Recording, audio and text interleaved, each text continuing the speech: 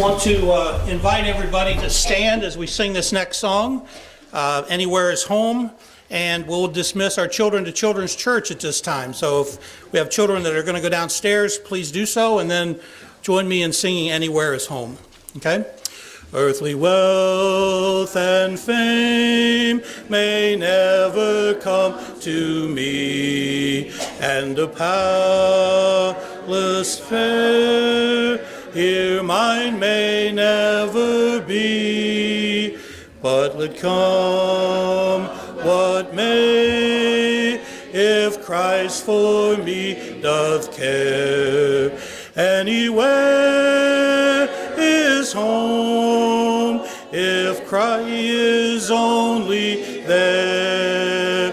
Anywhere is home, let come and go what may. Anywhere I roam, he keeps me all the way. So for my dear sake, my cross I'll meekly bear. Anywhere is home, if Christ my Lord is there. Oft I'm tossed about and driven by the foe, sad within, without, wherever I may go, but I press along, still looking up in prayer, for it's home, sweet home, if Christ is only there. Anywhere is home, let come and go what may. Anywhere I roam, he keeps me all the way. So for his dear sake, my cross I'll meekly bear. Anywhere is home, if Christ my Lord is there. I will labor on till I am called away, till the morn shall dawn on that eternal day, looking up to him who keeps me in his care. Anywhere is home, if Christ my Lord is there. Anywhere is home, let come and go what may.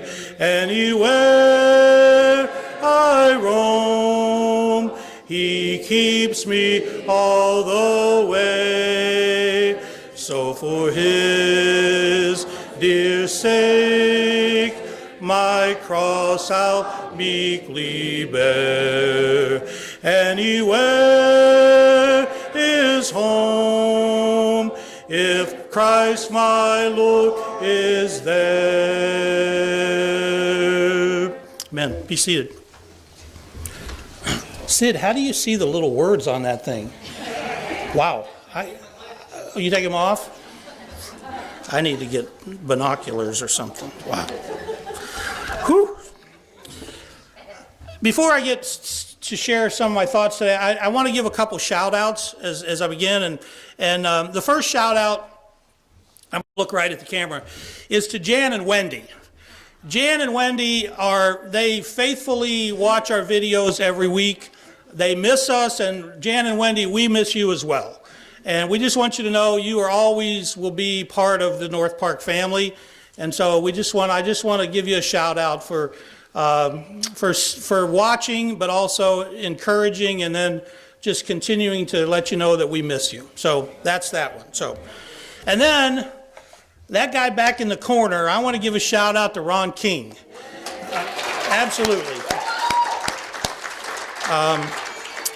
There is truly power in prayer and power in love.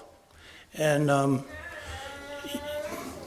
Ron, I'm sure that there were some kind of dark times for you.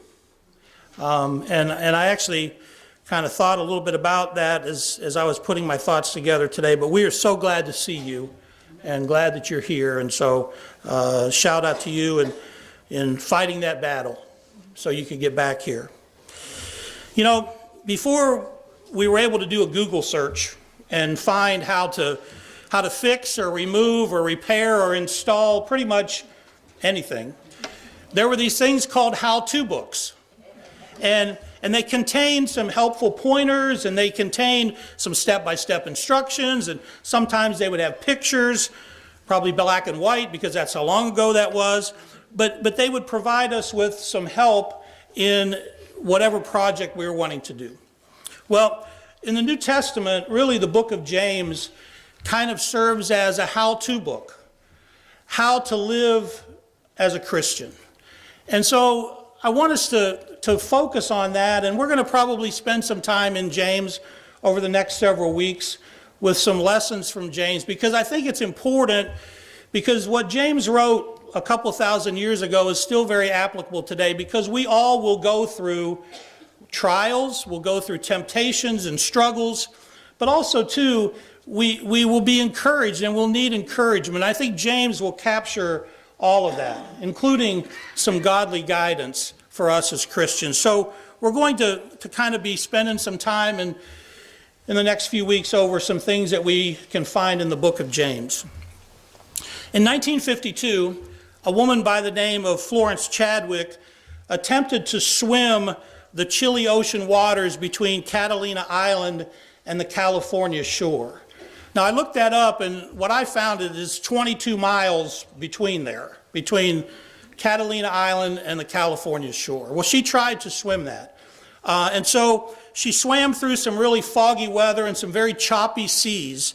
And she did that for 15 hours. And she started to get obviously fatigued. Her muscles started to cramp up. And she was even starting to kind of lose some of her awareness of where she was. And she begged even to get out of the water and stop swimming. But her mother, her mother was in the boat next to her as she's swimming, and she encouraged her to keep going. Well, she continued to go a little while longer, but then it got to the point where she just stopped swimming. She couldn't swim any further. And so the aides that were there lifted her up out of the boat and put her in and got her out of the water. And it wasn't very long that they paddled a little further, and the fog lifted, and actually the waves calmed down, and she could see the shore. And in an interview, she even told the person interviewing her that had she been able to see the shore, she feels pretty good that she would have made it to the shore. Well, I think within that illustration is really, we find kind of what James is talking about in the first part of that first chapter of James, some of what Tim read a little while ago. You see, in the case of Florence Chadwick, she lost sight of the shore. She lost sight of her destination, of the journey that she was on, that she was trying to accomplish. She lost sight of that. And so as a result, she stopped. She just didn't swim anymore. She, I guess we could say, gave up. And so what had happened is what started out as this journey that she was wanting to take and she was dedicated to take really ended up being nothing more than a failed attempt and really a missed opportunity because she didn't make it to her destination. And so I think I want us to look at that a little bit today from James's perspective and James's teaching. You see, life can be difficult as Christians. It can be difficult. And it can be difficult, and we can call them things like challenges, or we can call them issues or obstacles or disappointments or trials. We can name them just about anything, but too many times, here are some of the words that are part of those challenges that we face. They could be words like you're fired. They could be words like you're wrong, or you're worthless, or he's gone, or I'm alone. Words like, and thoughts like another bill, or it's cancer, or it's back, or it's worse, or I quit, or I'm sick, or it's over. Or words like, and thoughts like more treatments, or try this, or get out, or I hate it, or I hate you, or I can't. You see, as a result, temptations and trials can become huge, and they can cause us to lose sight of the shore, and can literally cause us to stop, to give up. And so James is encouraging us here in the beginning of his first chapter to say, don't do that. Whatever you do, don't do that. Don't stop. Don't give up. Don't stop. Persevere. On March 4th, 1993, Jim Valvano, who was the legendary coach of the North Carolina State Wolfpack men's basketball team, he was to be the recipient of the first ever Arthur Ashe Courage and Humanitarian Award given at the ESPYs by ESPN. So it was a sports-centered kind of an award. And Coach Valvano had been diagnosed with cancer the year before, but he was determined to beat cancer. And so he fought valiantly that entire year, and so he's on stage to accept this award and to make this speech. And I have to admit, I remember even to this day watching and listening to his speech. And it was one of the most powerful speeches I believe I've ever heard. And in that speech, one of the things that he said was that he wanted to be there at this event the next year to give away the award to next year's recipient. He was that determined to keep fighting and to keep going. And he said in his speech that he was starting what he called the V Foundation for Cancer Research. And its motto was, don't give up, don't ever give up. And the sad thing is that 2 months later, even though he continued to fight, he lost his battle and he passed away from cancer. But he didn't stop fighting. Even though others could have even tried to get him to do that. They even tried to keep him from going up on stage to make the speech. But he was determined not to let cancer defeat him and to stop him from living. Well, I think James gives us some of that in the first part of James chapter 1 in his letter.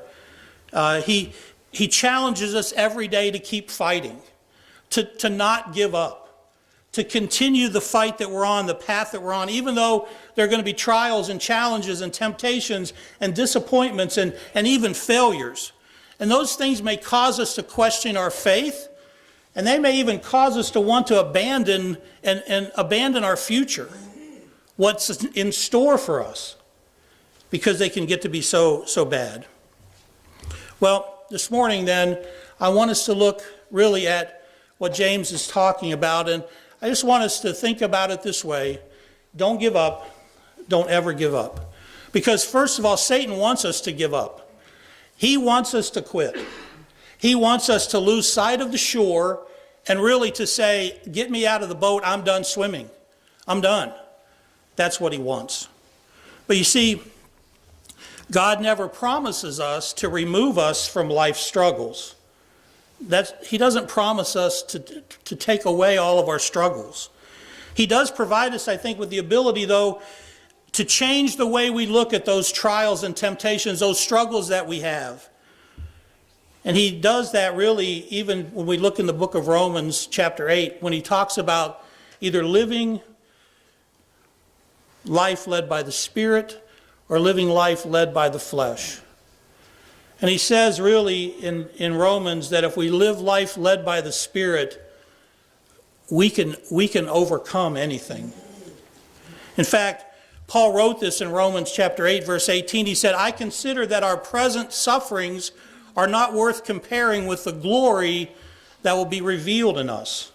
He's basically saying, Paul's saying, don't lose sight of the shore, because getting to the shore is going to be so much greater when you get there than anything that you've had to endure up to that point. So don't quit. It's critical, I think, that we need to be committed to perseverance, which is the term that really in some of your versions was used there in the first few verses in chapter 1. We need to make sure that we just don't want to give in to life's struggles. We've got to fight those things. We've got to be determined. And we can't let our vision be blurred so that we suddenly take our eyes off of Jesus. We take our eyes off of what's waiting for us. We take our eyes off of our purpose for beginning our journey in the first place. In fact, in a few verses later, in verse 28, Paul says this. He says, and we know that in all things God works for the good of those who love him, who have been called according to his purpose. If we just keep after it, God is going to be working for us. He's going to be working on our behalf as long as we continue to fight that fight. You know, the first recipients of James's letter probably were Jewish Christians that had been scattered beyond Palestine. And so they were dealing with a lot of difficulties. They were dealing with trials. They were dealing with temptations, the people that he wrote this letter to. And those things could have been in a number of forms. They could have been things like loneliness or grief. They could have been suffering or hardship or rejection. They could have been some kind of homesickness or frustration, or simply culture shock because now they're in a different land than what they were used to. They may even have had to deal with language barriers and social isolation and even some persecution. But James is writing to them and saying, don't give up. It's worth it to continue on the path that you're on. He's encouraging those Christians to take a positive look even at the trials that they're going through, that there's a benefit to going through trials, he says. And all of us may be like, well, what's that benefit? You know, but James is saying that the more we go through those trials, the more we're going to be able to withstand when even greater trials come our way. You see, according to James, our faith is tested because so that we can develop perseverance, so that we can develop what we need to face anything that comes our way. Your version may say, instead of perseverance, endurance, or it might say patience. But basically what James is saying is that we need to withstand those things so that we can simply withstand everything that threatens our ability really to complete our journey. We need to be able to have staying power. We need to be able to be steadfast and immovable and driven by a don't give up attitude, regardless of what life or Satan or others may put in our way to cause us trials and temptations. You know, it also helps us develop wisdom, he said, and maturity. And when we can have wisdom and maturity, then we can understand better why maybe these things are happening and what I can gain by simply not giving up, by having perseverance. And those trials and temptations, again, just like they were for those first century Christians, can take a lot of different forms. In fact, things like this, I mean, when you think about it, none of us here invented alcohol. But it's been known to destroy lives and destroy families. None of us here, I would say, sell drugs. Yet, addiction can change us. We didn't create international tensions. But if you're anything like me, there are times when I'm a little fearful of what may happen. We didn't train the thieves, but yet we're targets. We didn't fail at our job, but someone decided that we needed to go so that the company could save a few dollars. We weren't the unfaithful one, but we are hurting because someone was. We tend to live healthy, but cancer has now found a home in our body. We try to practice patience, but our kids are just driving me crazy. We knew better, but Satan got us at a low point, and we sinned. We need to keep working, but this job is too stressful, and it's too demanding. We want to be a faithful servant, but it just seems like other things, they keep getting in the way. We weren't created to be alone, but yet the death of our spouse made loneliness our companion.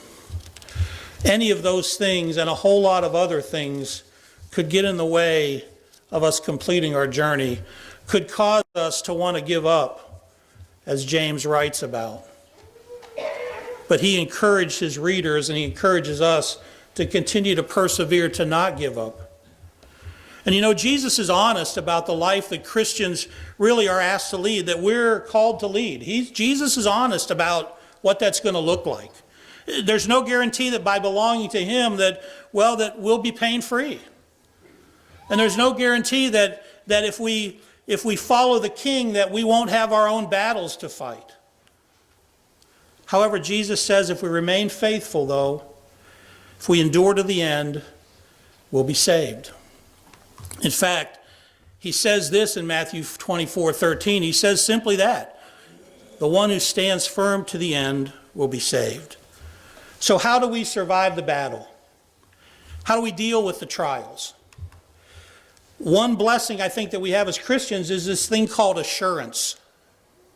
Assurance. For those who live in this world, that doesn't mean anything, because they don't see beyond the today. They don't even have a shore in sight. But for those of us who live for the world to come, assurance is everything. It's our 100% guarantee as Christians. And we should never underestimate the God of promises, the God of surprises, the God of the answered prayer, the God of the faithful. You see, just when the womb was too old, Abraham's Sarah became pregnant. Just when David's sin seemed too great that grace wouldn't even take care of it, David was forgiven. And just when Peter's denial of Jesus devastated him and destroyed him, the Savior would welcome him back. And just when the darkness that Jesus' followers were enveloped in as they walked on a road, knowing that their Savior was gone, an angel rolled the stone away, and Jesus lives forever. So we never should underestimate what God is doing, what God is at work at. You see, I think when we least expect it, God is working on our behalf. When it comes to our trials, know that they will come. They will come. But when it comes to God, know that he never leaves. He never leaves. And perseverance doesn't need a fancy, long definition to explain what it is when James is writing about perseverance. But basically it comes down to just 3 simple words for you and I. Just like it came down to really 3 simple words for those first century Christians, and it's don't give up. Don't give up. Because what lies ahead is so much more than whatever we have to deal with today. You know, God is watching, and for all you know right now, God may be instructing an angel to roll away the obstacle that you're facing in your life. Right now, the check may be in the mail that may help you out of a financial struggle. God moves in mysterious ways. Or the apology may be in the making, or the job offer may be sitting on someone's desk for you. You just don't know it yet. Or the end of your loneliness may be sitting in the same restaurant as you're sitting. Or the break that you needed from being that constant caregiver maybe walking up your sidewalk, or perhaps the news of the new medicine, the right medicine, or the most effective treatment for what you have. Well, it may be the next phone call from your doctor. You see, God is at work even when we're not sure that He is. We just got to trust Him. We just got to trust in Him that He is. So whatever the struggle, whatever the trial, whatever the challenge that you face, or the challenges that you face, or that I face, don't give up. Because if we do give up, we will miss the answer to our prayers. And we will also be acknowledging that there are times and limits to what God can do. And I don't think we would ever want to do that. You see, at the right time, God appears in our lives. At the right time, God answers our prayers. At the right time, He's going to take what He's invested in us and He's going to make it all work out for good. You see, He's too wise to forget us. He's too loving to hurt us. And He's too powerful to be defeated. So we need to call on God and trust Him. James is saying we need to pray. We need to be prayerful, and we need to not doubt. He said, don't doubt. Because if we doubt, then we're saying to ourselves as well as to God that, well, maybe there are some things that God can't do. And I don't believe that, and I don't think you do either. We need to stand the test and trust in His promises and be determined to reach the shore that's waiting for us. Crowns are awarded to those who remain faithful. And James offers us this in James chapter 1, verse 12, a couple verses beyond what Tim read today. And I don't know where that verse came from, but that's a good verse too. So we're going to go to that one first. I think I put that one there, actually. I got so wound up. But think about this. When life's troubles do get to us, in Isaiah 43, Isaiah wrote this. He said, when you pass through the waters, I will be with you. And he's talking about God. And when you pass through the rivers, they will not sweep over you.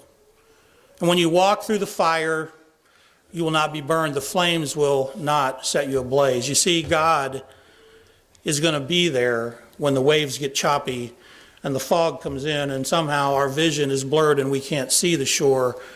God's telling us that He's going to be there. So, again, to the verse in James, by us trusting in God, by us trusting in the God that never is going to leave us, here's what James says. He says, blessed is the one who perseveres under trial. Why? Because having stood the test, that person will receive the crown of life that the Lord has promised to those who love Him. So regardless of the struggles that you're facing, the emptiness you might be feeling, and you might feel it at times, and other times you feel pretty good, but sometimes that happens where we just feel empty.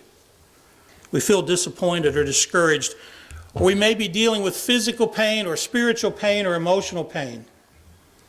But we need to know that the shoreline isn't that far away. It's not that far away, and the land of promise is there waiting for us, as long as we don't give up, as long as we don't ever give up. Let's stand together and sing.